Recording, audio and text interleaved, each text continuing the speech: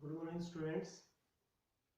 जैसे कि last article में हमने क्या पढ़ा, लास्ट आर्टिकल में हमने factor affecting the rate of a chemical reaction पढ़ा कि वो कौन कौन से फैक्टर हैं जो rate of a chemical reaction को अफेक्ट करते हैं, जो rate of a chemical reaction को अफेक्ट करते हैं। हमने उन फैक्टर्स के बारे में पढ़ा, जैसे रेट ऑफ, जैसे कंसंट्रेशन ऑफ रिएक्टेंट था, टेम्परेचर था, कैटलिस्ट था, nature, surface area, photochemical equation, ये कुछ फैक्टर्स थे। उसके बाद में आपके पास जो नेक्स्ट आर्टिकल है वो है आपके पास है rate expression and rate constant. Rate expression और रेट कांस्टेंट कि रेट को आप कैसे एक्सप्रेस कर पाते हैं और रेट कांस्टेंट क्या है। तो रेट एक्सप्रेशन और रेट कांस्टेंट, ये नया आर्टिकल जो हम स्टार्ट कर रहे हैं, rate expression and rate constant. Rate constant ये चीजें क्या है आपके पास, इनके बारे में आपको पढ़ना है आज। तो रेट एक्सप्रेशन, रेट कांस्टेंट, मैं सीधा सा स्टार्ट करता हूं आपके यहां किससे, कि जो ग्राफ है आपके पास यहां, ये ग्राफ है, यहां कंसंट्रेशन है, यहां टाइम है, कंसंट्रेशन वर्सेस टाइम ग्राफ है आपके पास है। वाई एक्सिस पर कंसंट्रेशन है रिएक्टेंट का, प्रोडक्ट का, और एक्स एक्सिस पर आपके पास टाइम है। तो देखिए कंसंट्रेशन ऑफ रिएक्टेंट यहां से स्टार्ट करके इनिशियल से, और वो इस तरह से आ रहा है।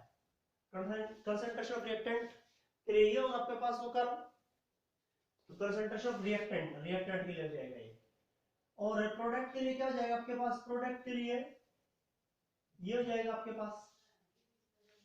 मतलब कंसंट्रेशन ऑफ रिएक्टेंट के लिए क्या होगा कि concentration of reactant goes on decreasing and hence rate of reaction also decreases, rate of reaction also decreases, whereas concentration of product increases, concentration of product जो है वो बढ़ेगी, क्योंकि इसका तो कुछ है ही नहीं शुरू में।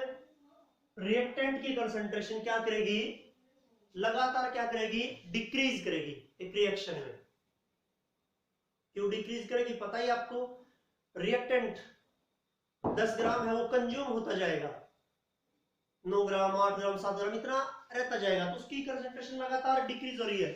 तो रेट ऑफ रिएक्शन भी उसी का डायरेक्टली प्रोपोर्शनल होता है कंसंट्रेशन ऑफ रिएक्टेंट के, कि कंसंट्रेशन ऑफ रिएक्टेंट घट रही है तो रेट ऑफ रिएक्शन भी घटेगा। आपने पढ़ा आपने factor affecting the concentration of reactant में कि रिएक्टेंट की कंसंट्रेशन बढ़ाओ रेट ऑफ रिएक्शन बढ़ेगा। अब कंसंट्रेशन ऑफ रिएक्टेंट घटेगा तो रेट ऑफ रिएक्शन भी क्या होगा, also decreases. As the concentration of reactant decreases, rate of reaction also decreases. This is known as law of mass action. Law of mass action. शुरू में क्या था आपके पास, law of mass action, और इसके अकॉर्डिंग क्या है, law of mass action के अकॉर्डिंग क्या है, क्या कह रहा है ये, it states that rate of reaction is directly proportional to the concentration of reactant, कि rate of reaction directly proportional है किसके, कंसंट्रेशन ऑफ रिएक्टेंट के। तो रेट, मान लीजिए ए और बी रिएक्टेंट है, ए का स्टोइचियोमेट्रिक कोएफिशिएंट ए स्मॉल ए है, बी का स्मॉल बी है, वो मिलकर प्रोडक्ट बना रहे हैं, वो मिलकर क्या बना रहे हैं, प्रोडक्ट। ए रिएक्टेंट बी रिएक्टेंट जिनके स्टोइचियोमेट्रिक कोएफिशिएंट स्मॉल ए और स्मॉल बी है, वो मिलकर क्या बना रहे हैं, वो प्रोडक्ट बना रहे हैं, वो मिलकर प्रोडक्ट बना रहे हैं। अब लॉ ऑफ मास एक्शन के according, law of mass action के अकॉर्डिंग क्या चीजें होंगी, लॉ ऑफ मास एक्शन के according rate is directly proportional to the concentration of reactant. A की कंसंट्रेशन ए और बी की concentration B, and each raised to some powers, और वो some powers क्या हो गए, हाँ, law of mass action के according, and each raised powers equal to their stoichiometric coefficient, और इसमें देखो ए का कोफिशिएंट क्या था, स्मॉल ए था, और बी का कोफिशिएंट क्या था, स्मॉल बी था। ये हो जाएगा आपके पास। अब रेट यहां क्या लगाएंगे आप, प्रोपोर्शनलिटी कांस्टेंट क्या लगा देंगे, के लगा देंगे। यहां ए क्या है, concentration of reactant A, B क्या है यहाँ ये, जिसको आपने ओपन ब्रैकेट में क्या रखा, बंद कर रखा, वो क्या है, बी क्या है, मोलर कंसंट्रेशन या कंसंट्रेशन सीधा ऑफ बी। तो इसका कोफिशिएंट था ए, उसकी पावर सीधा, इसका कोफिशिएंट था बी, वो सीधा पावर में। ये है लॉ ऑफ मास एक्शन। कुछ नहीं है, बस रेट डायरेक्टली प्रोपोर्शनल होगा concentration of A and B. Reactant क्या है आपके पास, ए और बी की कंसंट्रेशन के डायरेक्टली प्रोपोर्शनल है। अब इनके जो भी कोफिशिएंट है वो सीधे पावर में। ये होगा आपके पास लॉ ऑफ मास एक्शन। बस इसमें नई चीज क्या है कि ये जो कोफिशिएंट है स्टोइचियोमेट्रिक कोफिशिएंट, वो सीधे पावर में चले जाएंगे। ए कोफिशिएंट था ए, बी कोफिशिएंट था बी, जो स्मॉल ए स्मॉल बी कोफिशिएंट है वो सीधे पावर में चलेगा। ये है आपके पास लॉ ऑफ मास एक्शन। अब experimentally it is found that, अब क्या चीज आई है, ये तो थ्योरेटिकल बोल देते हैं, लॉ ऑफ मास एक्शन ने थ्योरेटिकल बोल दिया, लेकिन experimentally it is found that these stoichiometric coefficient which are expressed by law of mass action in some powers are not same, वो ना बराबर नहीं होते। किसके बराबर नहीं होते, इन separate expression and are expressed as powers, किसी दूसरे एक्सप्रेशन में, और उनको पावर की फॉर्म में दिखा रखा है। तो ये हमेशा क्या नहीं होते, बराबर नहीं होते। क्या है कि ना एक्सपेरिमेंटली ये पाया गया कि जो ए की पावर यहाँ ए है, ये लॉ ऑफ मास एक्शन के अकॉर्डिंग, बी की पावर बी है, ये लॉ ऑफ मास एक्शन के अकॉर्डिंग, ये हमेशा इक्वल नहीं होते। ये हमेशा रेट के ना डायरेक्टली प्रोपोर्शनल होंगे, ए की पावर ए है, तो ये ए इक्वल नहीं, मतलब सेम हमेशा ना उतना का उतना नहीं रहता कि यहाँ ये मान लीजिए कोफिशिएंट 2 है, तो यहाँ ए की पावर ये ए का स्केयर हो जाएगा, यहाँ 2 आ जाएगा, लेकिन ये हमेशा 2 नहीं होगा। ये 1 भी हो सकता है, 0 भी हो सकता है, 3 भी हो सकता है, 4 भी हो सकता है, माइनस में भी हो सकता है। ये मान लीजिए बी स्टोइचियोमेट्रिक कोफिशिएंट है, कितना हो, 3 हो, तो ये बी की पावर बी, रेट इसके डायरेक्टली प्रोपोर्शनल है, बी की कंसंट्रेशन उसकी पावर बी, मतलब ये 3 है, तो ये हमेशा सेम नहीं होगा, हमेशा बराबर नहीं होगा। 3 के ही ये बी यहाँ कितना 3 था, तो ये 3 आ जाएगा, नहीं, ये 3 के बराबर नहीं होगा हमेशा। ये कितना हो सकता है, 0 1 2 3 हो सकता है हमेशा के लिए, मे और मे नॉट बी इक्वल। 0 हो सकता है, 1 हो सकता है, 2 हो सकता है, 3 हो सकता है, 4 हो सकता है, हाफ हो सकता है, माइनस में भी हो सकता है। ये कोई दूसरा एक्सप्रेशन आएगा, और वो दूसरा एक्सप्रेशन क्या आपके पास यहाँ, रेट लो है आपके पास, रेट लो। तो रेट लो क्या है, सबसे पहले इसकी डेफिनेशन, रेट लो ने क्या बताया, इट स्टेट्स दैट, यही कह लीजिए, rate low express the rate of A reaction in term of molar concentration of reactant. Rate law express the rate of a reaction in term of molar concentration of the reactants, with each term raised to some powers,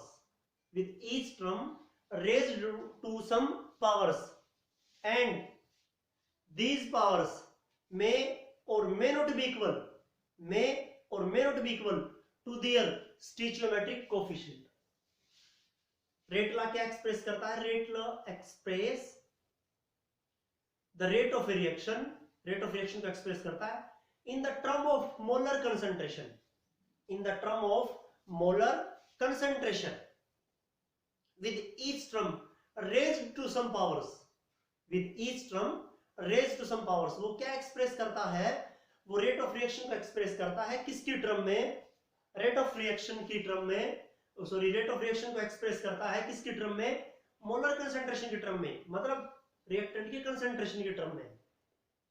और हर एक concentration term, जैसे ये क्या आपके पास ए है, ये क्या है कंसंट्रेशन है, बी है, ये क्या है कंसंट्रेशन आपके पास रिएक्टेंट ए का कंसंट्रेशन है ये, बी का कंसंट्रेशन है ये बी। तो इसी तरह से वो कंसंट्रेशन की टर्म में रेट ऑफ रिएक्शन को एक्सप्रेस करता है, और उस कंसंट्रेशन टर्म की कुछ पावर होगी, with each term raise to some power, उस कंसंट्रेशन टर्म की कुछ पावर होगी जो कि which may or may not be equal to their stoichiometric coefficient, जो कि उसके स्टोइचियोमेट्रिक कोएफिशिएंट के इक्वल हो भी सकती और नहीं भी हो सकती।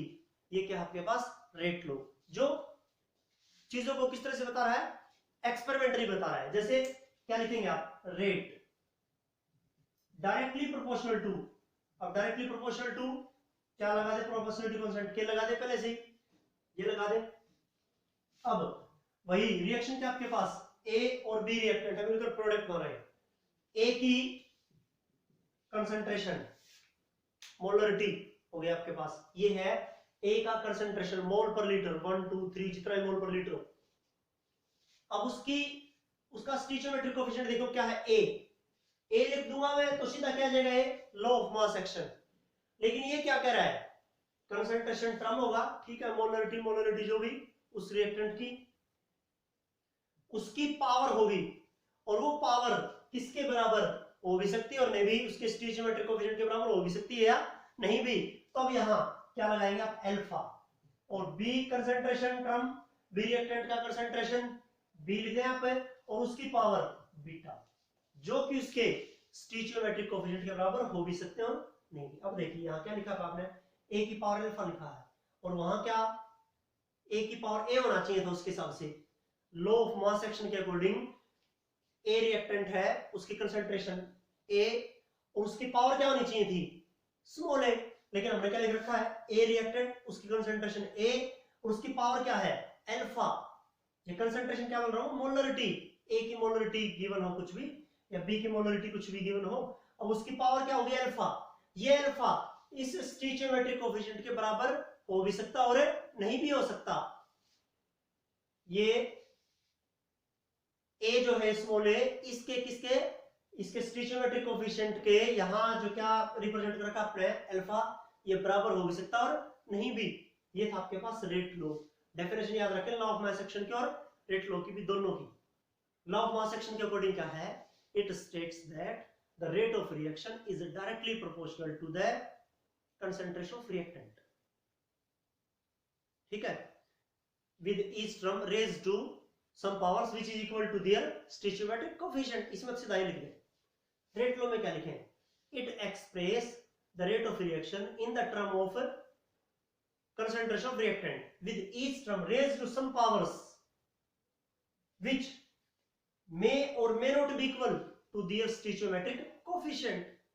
ये है आपके पास दोनों का एक्सप्रेशन और जो उसकी स्टेटमेंट है वो ये आपके पास। अब आपको एक एग्जांपल समझ देता हूं मैं, देखिए जैसे एक एग्जांपल, और हमने जो लिखा था एग्जांपल, वो क्या एग्जांपल लिखा था, याद करने की कोशिश करिए एक बार।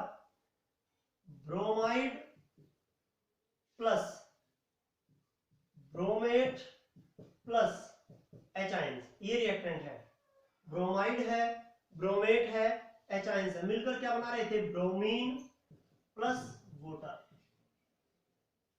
अब बैलेंस करिए, बैलेंस के लिए कितना आ जाएगा, ये 5 आ जाएगा, 5 माइनस 5 माइनस 1 6, प्लस का 6 कर दीजिए, ये 3 कर दीजिए, ये भी 3 कर दीजिए, ये देखिए ये बैलेंस हो गया। लॉ ऑफ मास एक्शन के अकॉर्डिंग क्या होगा, ध्यान सुना, एक एग्जांपल लिखा मैंने और एग्जांपल भी कौन से लिख दिया, जो एग्जांपल आपको आपके लिए, जिस एग्जांपल में तो 3 रिएक्टेंट है और उनकी बैलेंस केमिकल इक्वेशन, इसके लिए 5 आ रहा है, इसके लिए 1 आ रहा है, इसके लिए 6 आ रहा है, ठीक है, ज्यादा जिसके कोएफिशिएंट है वही लिख दिया मैंने। अब सुनिए, लॉ ऑफ मास एक्शन के अकॉर्डिंग क्या होगा, rate directly proportional concentration of reactant की। अब देखो यहां ए रिएक्टेंट है ब्रोमाइड, उसका कोफिशिएंट देखो कितना है 5, इसका कोफिशिएंट है 5, तो a की पावर a कितना होना चाहिए 5। a की ब्रोमाइड की यहां जो कोई भी कंसेंट्रेशन हो, मोलरिटी कुछ भी हो उसकी, 0.1 मोलर सॉल्यूशन हो, 0.2 मोलर हो, 0.3 मोलर कितना भी हो, एक कंसेंट्रेशन 0.1 मोलर, उसकी पावर 5 होगा यहां सीधा, क्योंकि rate of reaction directly proportional होगा ए की कंसेंट्रेशन के, और उसकी पावर क्या है स्टिचियोमेट्रिक कोफिशिएंट, तो ये 5 आ जाएगा यहां। बी की पावर बी, अब बी क्या आपके पास ब्रोमेट है, जैसे इसका कोफिशिएंट कितना है 1, तो यहाँ ये बी किस जगह पर 1 आ जाएगा। अब सी भी लिखना होगा आपको, सी क्या है यहाँ एच आयंस, उसकी कंसेंट्रेशन कुछ भी हो एच आयन की, उसकी पावर कितनी रखनी होगी अपने 6 रखनी होगी। जबकि रेट लो के अकॉर्डिंग क्या होगा, रेट लो के अकॉर्डिंग क्या होगा, रेट लो के अकॉर्डिंग होगा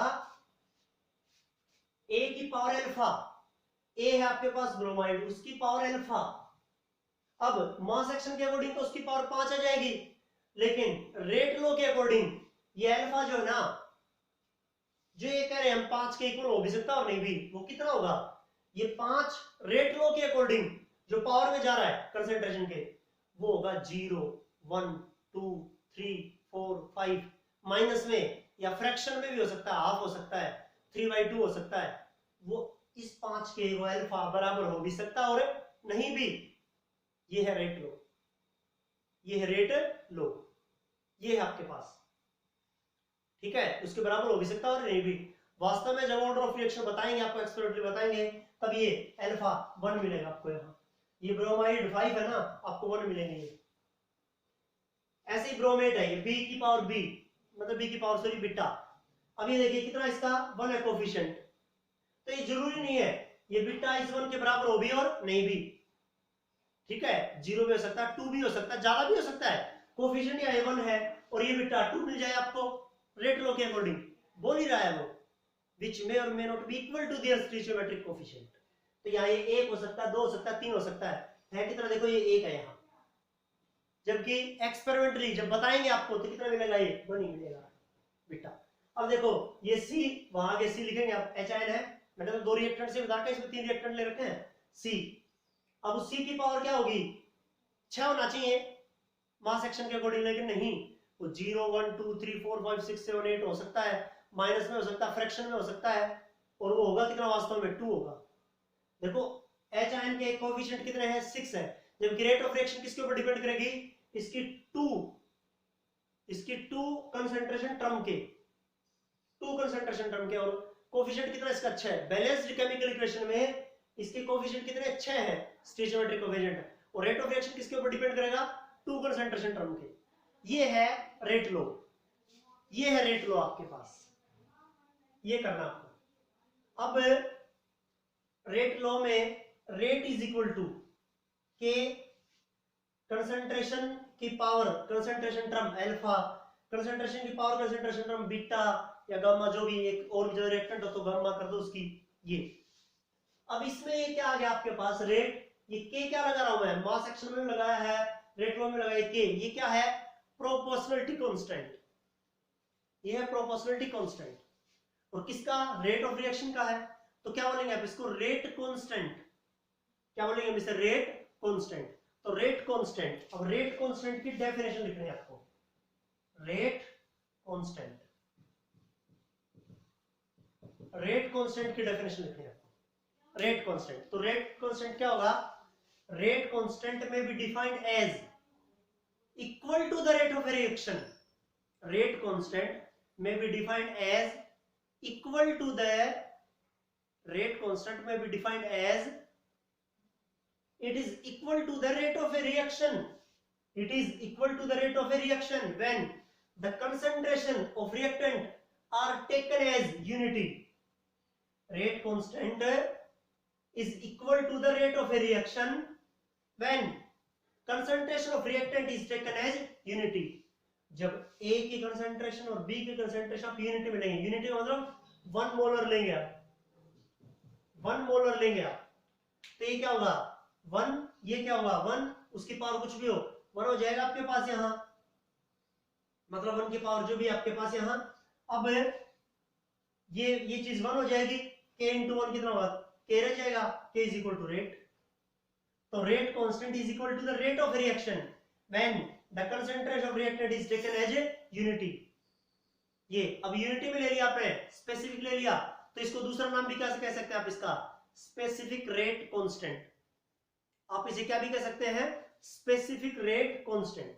हम इसे स्पेसिफिक रेट कांस्टेंट भी कह सकते हैं। ये है आपके पास रेट कांस्टेंट, ये है rate constant. Law of mass action और रेट लॉ और रेट कांस्टेंट की डेफिनेशन, ये तीन चीजें बताई मैं आपको। लॉ ऑफ मास एक्शन याद रखें, रेट लॉ याद रखें, रेट कांस्टेंट, इन तीनों की स्टेटमेंट याद रखें, इनके लिए एक्सप्रेशन कैसे है वो याद रखें, लॉ ऑफ मास एक्शन के लिए और रेट लॉ के लिए। ये चीज आपके पास, जैसे मैंने एक एग्जांपल भी दिया है, एक एग्जांपल भी दिया है किसके according, law of mass action के according, rate is equal to K. अब देखो ए है आपके पास ब्रोमाइड, तो ब्रोमाइड की जो भी कंसंट्रेशन होगी 0.1 मोलर 0.2 मोलर जितना भी, उसकी पावर कितनी करनी होगी आपको, 5। किसके अकॉर्डिंग, मास एक्शन के according. Bromate have BrO3 negative, उसकी पावर 1 करनी होगी आपको। अब अगला है चाइल्ड रिएक्टेंट, उसकी पावर 6 करनी होगी, तो कोएफिशिएंट कितना है, 6 है। जबकि लॉ ऑफ मास एक्शन के अकॉर्डिंग क्या होगा, ये 5 यहां जाएगा अल्फा, ये 1 आ जाएगा बीटा, ये 6 आ जाएगा गामा, और ये अल्फा बीटा गामा 5 के रेस्पेक्टिवली 1 के और 6 के बराबर हो भी सकते हैं और नहीं भी। ये 5 से कुछ ज्यादा भी हो सकते हैं, कम भी हो सकते हैं, 1 से ज्यादा भी हो सकता है, कम भी, 6 से ज्यादा भी और कम भी। कोई जरूरी नहीं इनके इक्वल हो, इक्वल नहीं भी हो सकते। आपको 0 1 2 3 4 5 कुछ भी मिल सकता है, माइनस मिल सकता है, फ्रैक्शन मिल सकता है, क्योंकि वो एक्सपेरिमेंटल चीज है, हम उसे एक्सपेरिमेंटल बताएंगे। ये आपके पास एक्सपेरिमेंट के मीडियम से ये होगा आपके पास। तो ये पहले शुरू में क्या लिख दिया मैंने, लॉ ऑफ मास एक्शन, और किसके अकॉर्डिंग, रेट लॉ के अकॉर्डिंग 5 की जगह पर लिखूंगा मैं अल्फा, 1 की जगह पर बीटा, 6 की जगह पर गामा, और वो अल्फा क्या हो सकता है, कुछ भी हो सकता है, क्योंकि वो इक्वल हो भी सकता है कोएफिशिएंट के और स्टोइचोमेट्रिक कोएफिशिएंट के और नहीं भी, तो कुछ भी हो सकता है, 0 माइनस या फ्रैक्शन में उसी वही भी हो सकता है। जैसे देखो ये ब्रोमेट की पावर 1 है, क्योंकि कोएफिशिएंट कितना इसका, ब्रोमेट का ये देखो 1 है, तो ये यहाँ ये जो बीटा लिखूंगा मैं 1 को, वो बराबर भी हो सकता है, ये 1 का 1 भी हो सकता है, 1 का 1 भी हो सकता है आपको। ये चीज है आपके पास, ये है लॉ ऑफ मास एक्शन और रेट लॉ।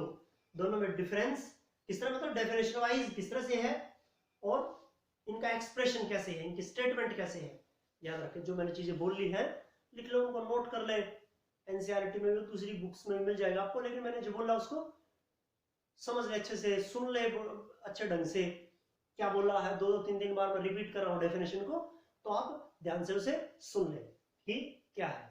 इतना काम है आपका, क्या है, अब जो है ना हर रोज आपको काम मिल रहा है, तो उसके अकॉर्डिंग क्या है आपके पास कि थोड़ी थोड़ी जो चीजें हैं वो आपको बताई जा रही है, तो उन चीजों को अच्छे से समझ ले, इस वीडियो को रिवर्स करके सुन ले, क्योंकि इस यूनिट से न्यूमेरिकल मिल रहा है और टर्म्स मिले, छोटे छोटे टर्म्स डिफाइन करिए, रेट ऑफ रिएक्शन को, एवरेज रेट ऑफ रिएक्शन को, लॉ ऑफ मास एक्शन को डिफाइन करिए, रेट लॉ को डिफाइन करिए, रेट कांस्टेंट को डिफाइन करिए, डिफरेंस करिए रेट ऑफ रिएक्शन और रेट कांस्टेंट में, जो अगले वीडियो में मिलेगा आपको, डिफाइन करिए ऑर्डर ऑफ रिएक्शन को, मॉलिक्यूलरिटी को, जो अगले वीडियो में मिलेंगे आपको।